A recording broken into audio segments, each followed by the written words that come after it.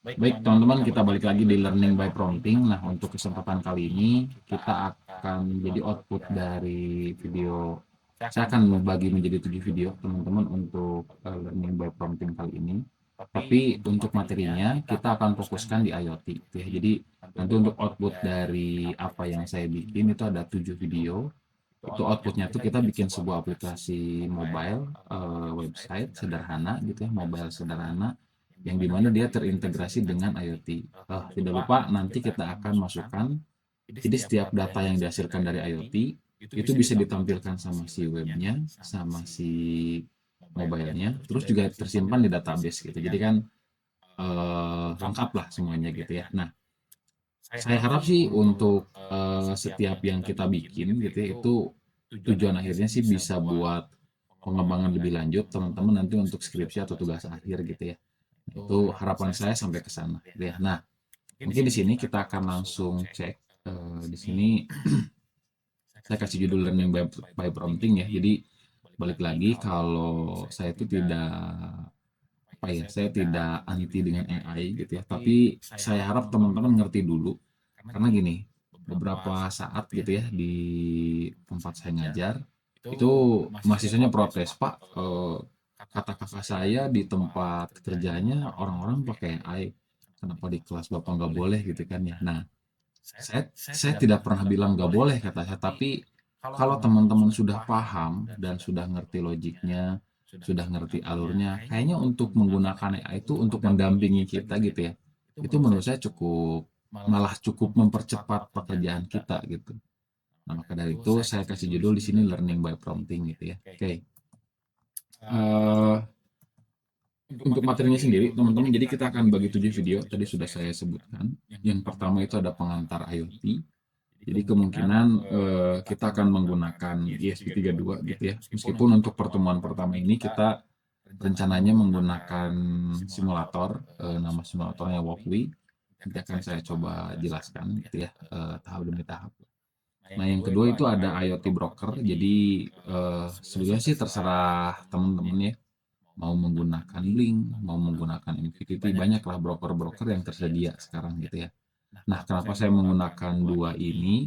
Jadi untuk broker Blink itu yang pertama dia mudah gitu ya. Jadi kita tinggal ibaratnya tinggal drag and drop lah. Jadi platformnya sudah dibuat semudah mungkin gitu ya. Nah, yang berikutnya untuk MQTT, jadi rencananya kan MQTT itu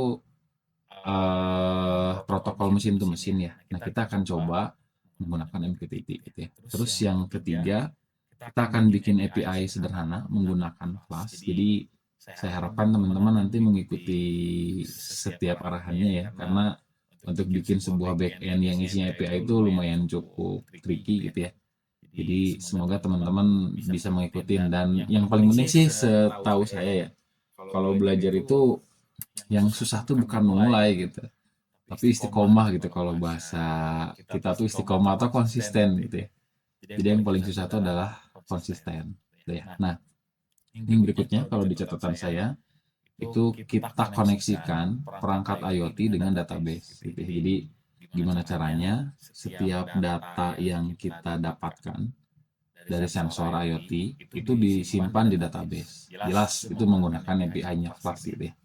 Jadi kita akan bikin API menggunakan Flask. Nah, nanti data dari IoT kirimkan ke API-nya, nanti dari API baru dimasukkan ke dalam database-nya. Nah, untuk penggunaan database-nya sendiri, karena data IoT itu biasanya real time, teman-teman ya. Jadi saya menggunakan MongoDB. Ya nanti kita akan coba belajar bareng-bareng juga untuk penggunaan MongoDB-nya gitu ya. Biar kita bisa mengikuti terus video demi video. Nah, yang nomor 5 ini protokol ESP-NOW. Ini juga akan saya ajarkan dengan dua perangkat, atau akan kita kerjakan bareng dengan dua perangkat. Saya pakai tiga perangkat sih, tiga perangkat ESP32. Kalau teman-teman tidak ada ya ditonton saja dulu gitu ya. Jadi untuk perangkat ESP32, nah kalau teman-teman mungkin banyak pertanyaan kenapa pakai ESP32. Yang pertama, ESP32 kan murah ya, dibanding dengan Raspberry gitulah ya, dan dia sudah ada WiFi dan Bluetooth. Nah, enaknya itu, jadi kita tinggal coding gitulah ya, nanti kita selesaikan di codingannya gitu. Nah, yang keenam itu kita bikin grafik, teman-teman. Kita bikin chart sederhana. Kalau di webnya kita menggunakan chart.js. Kalau di ini bukan Flash ya, harusnya ini koneksi IoT dengan mobile. Mobilenya itu menggunakan Flutter ya. Jadi koneksinya menggunakan Flash, backendnya tetap menggunakan Flash. Pemrograman mobilenya kita menggunakan Flutter. Pemrograman mobilnya sederhana, teman-teman. Saya tidak akan bikin yang berbelit-belit gitu ya. Yang penting nanti dari perangkat IoT, entah itu nanti teman-teman menggunakan Walkly simulator atau menggunakan perangkat ESP32 yang asli, yang jelas nanti diterima sama backend nanti ngirim ke Flutternya. Nah, si Flutternya nanti bikin sebuah chart yang bisa dibilang chart itu enak dilihat lah gitu. Oke. Nah, kurang lebih itu teman-teman ada 7 materi gitu ya, itu yang akan kita bahas. Jadi yang hari ini akan kita bahas adalah pengantar IoT.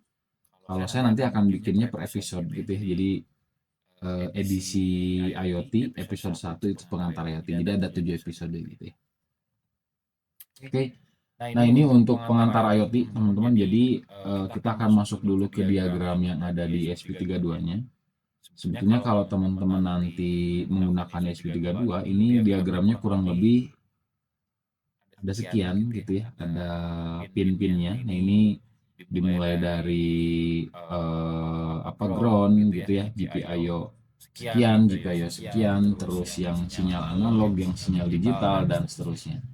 Nah, ini harus teman-teman pahami kenapa ini penting, karena nanti kalau teman-teman salah gitu ya, harusnya teman-teman misalkan di codingannya itu di pin GPIO 3 atau pin 3 gitu ya, tapi teman-teman malah nyimpannya di ground, kan jadi tidak akan berjalan. Nah, ini harus teman-teman pahami. Nah, tidak perlu khawatir, sebetulnya si materinya balik lagi tadi, teman-teman boleh cari tahu sendiri. Sekarang sudah banyak AI gitu ya, untuk menjelaskan pin ini untuk apa, pin ini untuk apa, terus dia ada di GPIO berapa atau di pin urutan keberapa, untuk ground itu untuk apa, dan seterusnya. Sebenarnya teman-teman tinggal bisa menggunakan prompting gitu ya. Itu sebenarnya sudah banyak dilakukan sama orang-orang juga. Tapi kalau teman-teman, saya ingin nonton dari video, oke, akan saya kasih tahu gitu ya. Jadi yang pertama untuk GPIO, nah ini general purpose input output yang digunakan untuk membaca atau menulis sinyal digital. Jadi kalau untuk GPIO teman-teman ya, itu untuk sinyal digital. Sinyal digital itu apa? Isinya 1-0 biner gitu ya. Sedangkan yang isinya dari 0 sampai 1023 gitu ya, itu sinyal analog gitu ya. Nah, di sini sudah saya kasih semuanya. Teman-teman nanti silahkan teman-teman di capture gitu ya. Nanti di capture atau di pause dulu misalkan gitu ya. Nah, itu silahkan. Nah, yang jelas dari beberapa tipe pin yang tersedia di ESP32 sebetulnya sudah saya bikinkan untuk real case-nya. Nah, contoh ini. Ini ya. Nah, kalau teman-teman cek di sini, GPIO biasanya digunakan buat apa? Yang pertama buat LED control gitu ya. Karena GPIO itu tadi sinyalnya digital, 1 atau 0, nah biasanya itu digunakan untuk lampu. Lampunya nyala atau tidak gitu. Intinya gunakan sensor di GPIO itu yang dimana sensornya tuh biasa digunakan untuk dua kondisi, mati atau tidak gitu. 1 atau 0 gitu. Nah, misalkan button input juga sama kan, ditekan atau tidak. Pokoknya yang dua status gitu ya. Nah, itu disimpan di GPIO. Ya. Nah, sedangkan untuk edisi pin itu untuk sinyal analog, sensor analog. Jadi membaca data dari sensor seperti potensio, sensor suhu, dan lain sebagainya itu ada di edisi pin. Jadi teman-teman cek yang edisi pin tadi yang mana nih di sini. Pin GPIO 36 ada nih edisi 1 misalkan gitu ya. Nah, berarti dia bisa gitu kan ya. Oke. Nah, yang berikutnya itu DAC pin, itu audio output menghasilkan sinyal audio dari data digital. Jadi kalau teman-teman butuh untuk audio ya itu berarti di DAC pin. Terus untuk touch sensor, teman-teman ya di sini membuat tombol sentuh kapasitif misalnya untuk panel kontrol. Nah, itu biasanya kalau ada touch interface gitu ya, yang touchscreen, yang kapasitif itu maksudnya di touch interface. Terus PWM pin itu mengontrol kecepatan motor DC. Teman-teman nanti cari tahu juga motor DC itu seperti apa gitu ya. Terus potensio seperti apa, button input seperti apa, itu ada sensor-sensornya. Itu sebenarnya banyak sih kalau teman-teman mau cek di online shop juga banyak gitu ya, di marketplace, silahkan nanti dicari. Nah, ini yang berikutnya teman-teman, untuk berkomunikasi dengan modul GPS, mengirim data ke serial monitor dan lain sebagainya, sebetulnya teman-teman tinggal pause dulu video ini gitu ya, nanti silahkan dipelajari, oh ini untuk ini. Kalau saya sih ya, kalau kalau teman-teman mau menghafal itu lebih bagus gitu ya, tapi kalaupun hanya dicek oh ini untuk ini, tapi memang kekurangannya kalau teman-teman tidak hafal ya teman-teman harus baca lagi sambungan lagi pinnya, baca lagi sambungan lagi pinnya, dan seterusnya gitu ya. Nah, itu untuk pin yang ada di ESP32. Oke, nah berikutnya teman-teman, jadi untuk kita akan membuat contoh sederhana penggunaan ESP32 gitu ya, dimana kita akan menyalakan LED ya. Oke, nah ini kurang lebih nanti arsitektur si ESP32-nya. Ada ESP32, sorry, arsitektur dari ESP32 dan LED-nya. Ada ESP32, dia terhubung ke satu LED warna merah ya. Nah, untuk codingannya jadi teman-teman bisa cek di sini. Jadi cons in LED pin itu artinya apa? Kita bikin sebuah variabel. Nama variabelnya adalah LED pin, P-nya besar gitu ya. Yang isinya itu 13, artinya pin 13 gitu ya. Artinya pin 13. Oke, terus di sini konstanta itu artinya apa? Agar nilainya tidak berubah-ubah. Jadi apapun yang terjadi, dia tidak akan berubah. Khawatirnya kalau berubah jadi pin jadi 14, misalkan kita tidak sengaja nambah angka 1 gitu ya, 13 tambah 1 misalnya. Jadi kan pin 14, nah itu malah jadi salah nanti. Karena di sini kita menggunakan pin 13. Ya, ini saya jelasin dulu, oke. Nah, yang berikutnya, di sini ada void setup sama void loop. Sebetulnya void itu fungsinya untuk function gitu ya. Nah, bedanya apa void setup sama void loop? Untuk void setup sendiri, dia hanya akan dijalankan sekali. Jadi dia akan dijalankan sekali ketika programnya running. Jadi yang akan dijalankan ini pin mode gitu ya, LED pin, koma output. Berarti kita akan mengatur gitu ya, mengatur variabel LED pin. LED pin itu tadi di sini isinya 13. Berarti kita akan mengatur 13 sebagai output. Kalau bahasa gampangnya sih kita akan membuka jalur lah, atau kita akan ngasih listrik gitu ya. Kita akan membuka jalur di pin 13. Jadi pin 13-nya akan kita buka. Nah, jadi ini tadi balik lagi ya. Untuk void setup itu fungsinya untuk apa? Void setup itu fungsinya yang hanya dibaca satu kali ketika program dijalankan. Jadi ini akan dijalankan yang setup sekali. Sedangkan yang void loop dia akan dijalankan berulang. Jadi kalau sudah selesai, misalkan digital write selesai, delay 500, digital write selesai, delay 500 lagi selesai, dia akan ngulang lagi ke digital write. Gitu ya. Nah, jadi balik lagi teman-teman, kalau teman-teman sudah belajar bahasa pemrograman, sudah tahu cara ngoding, mungkin teman-teman bakal tahu bahwa codingan itu akan dijalankan per baris gitu ya. Jadi ini akan dijalankan dulu void setup, terus point mode dulu dijalankan. Setelah selesai, balik lagi karena void setup itu hanya dijalankan sekali, maka dia akan langsung masuk ke void loop. Void loop dijalankan per baris. Setelah selesai semua, dia akan balik lagi karena void loop ya. Oke, nah mungkin untuk mempercepat teman-teman, kita akan coba praktek menggunakan Wokwi. Teman-teman silahkan buka Wokwi gitu ya. Di sini ketikkan Wokwi. Nah, di Wokwi sebetulnya ada banyak teman-teman yang bisa kita pilih. Kita milih SP32. Terus di sini sebetulnya terserah teman-teman ya, tapi kita akan coba pakai template yang ESP32 saja. Oke, ini ya untuk ESP32-nya. Nah, di ESP32 ini teman-teman balik lagi tadi ada void setup, ada void loop, sudah saya jelaskan ya. Jadi untuk void setup itu ya teman-teman akan dijalankan satu kali, sedangkan untuk void loop itu yang akan dijalankan berkali-kali ya. Nah, kalau teman-teman lihat tadi di materi yang sini, kita akan bikin sebuah konstanta gitu ya, dimana untuk tipe datanya adalah integer. Integer itu yang isinya angka.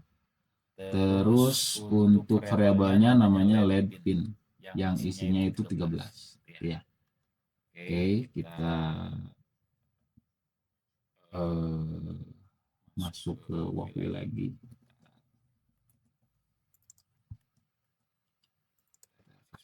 Langsung di sini.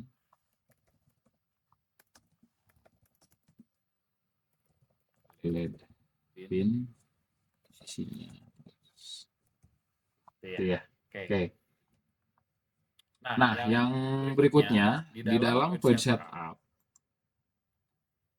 ini akan sambil saya jelaskan. Di sini kita masukkan pin mode yang dimana yang kita jalankan adalah lead pin atau apa namanya pin ke-13 yang dimana kita outputkan atau kita kasih jalur lah bahasa gampangnya gitu ya. Oke, terus di void loop. Nah, di void loop di sini digital write artinya apa? Kita akan ngasih listrik. Bahasa gampangnya gitu ya, kita akan ngasih data. Karena tadi di pin 13 itu adalah untuk data digital, artinya kita akan ngasih data satu. Ya, kita akan ngasih listrik. Mana yang akan kita kasih listrik yaitu lead pin, terus kita kasih high gitu kita ngasih listrik. Di sini ada delay. Delay itu artinya apa? Delay itu kita akan kasih high selama 500 milisecond. Deh. Kita kasih 1000. Terus digital write lead pin. Lead pin, terus ininya low. Nah, kalau low berarti kita akan berhenti. Kita akan berhenti memberikan data atau memberikan listrik ke dalam si lead pin 13 tadi. Oke, terus delay 500. Nah, setelah itu karena ini sudah codingannya, jangan lupa kita new part terus LED-nya kita pasang. Kita pasang ke pin 13 ya. Kita pasang ke pin 13 yang pendek. Di sini kita menggunakan resistor, teman-teman. Untuk resistornya kita kasih 220. Oke. 220. Nah, ini kita sini terus dari sini ke ground ya. Groundnya terserah teman-teman, silakan. Yang paling penting ke ground ya. Sorry. Nah, ini akan saya bawakan agar rapi. Nah, ini ya. Oke. Nah, kalau sudah sebetulnya tinggal dijalankan. Dia akan nge-compile. Nanti juga untuk yang aslinya tetap nge-compile teman-teman ya, sama. Jadi akan ada waktu dari codingan kita di-compile ke ESP32. Nah, kalau teman-teman cek, dia akan nyala mati gitu ya.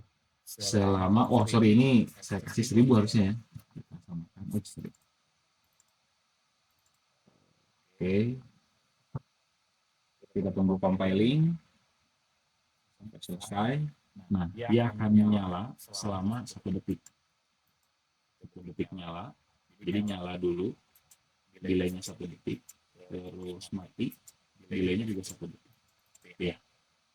Nah, itu kurang lebih untuk pengantar si ESP32 sederhananya.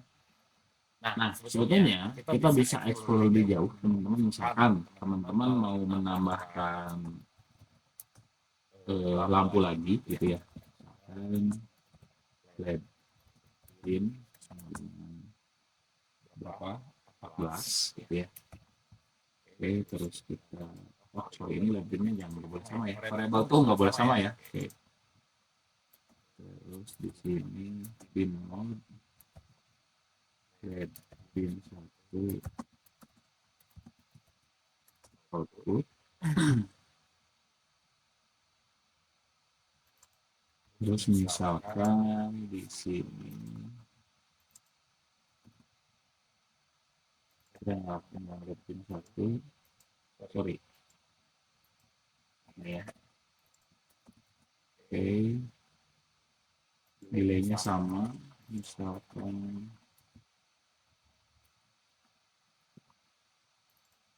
terus digital, kita langsung masukin aja ya, flow ini kita copy,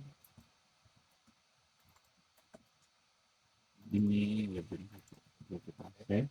Oh sorry, ini gak usah di save ya, karena ya kita langsung dijalankan di Walkly. Terus kita lampu lagi, kita buat lampunya warna biru. Untuk ini ke pin 14 ya, karena kita bikin di 14. Terus kita bikin resistor lagi, ya, resistor.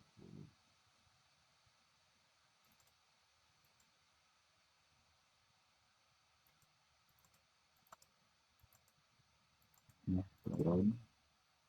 Oke, kalau sudah kita jalankan,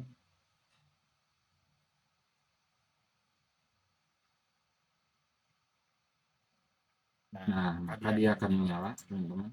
Kalau teman-teman cek sini, pertama untuk warna merah dulu, yang LED pin 13 nyala selama 1 detik, terus mati 1 detik, terus LED pin 1 itu pin 14 nyala selama 1 detik, terus mati 1 detik. Nah ingat tadi kalau void loop dia akan ulang lagi ke atas. Setelah selesai baca programnya, dia akan ulang lagi, dibaca lagi, dan terus menerus seperti itu. Beda dengan void setup. Kalau di void setup itu yang dijalankan cuma sekali ya, jadi dia hanya akan menjalankan sekali itu di void setup. Oke, nah kurang lebih seperti ini teman-teman.